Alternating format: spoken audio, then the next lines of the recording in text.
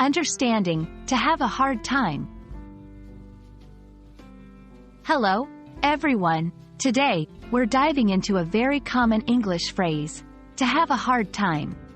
Whether you're just starting to learn English or looking to polish your language skills, understanding these kinds of expressions can make a huge difference in how naturally you communicate.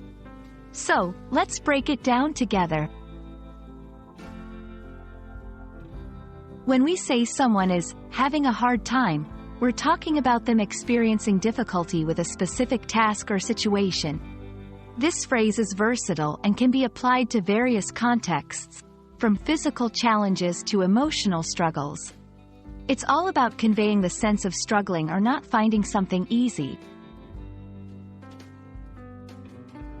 To get a better grasp, let's look at how to have a hard time can be used in sentences. I'm having a hard time lifting this heavy box.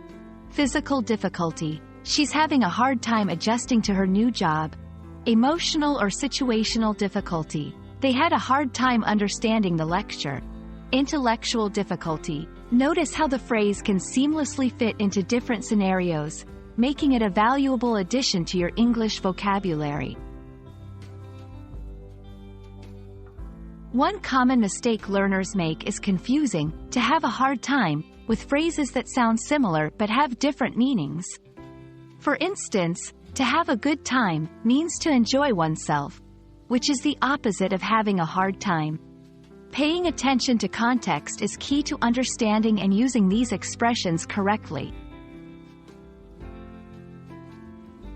Enhancing your language skills also involves knowing synonyms and related phrases.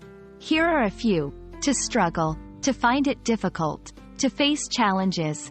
These can be used interchangeably with to have a hard time, depending on the context, allowing you to express yourself more variedly.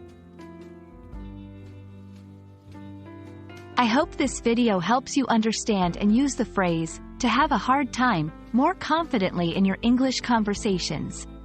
Remember, language learning is a journey filled with challenges, but also with rewarding moments of clarity and progress. Keep practicing, and don't have a hard time giving yourself some credit for the effort you're putting in. See you in the next video.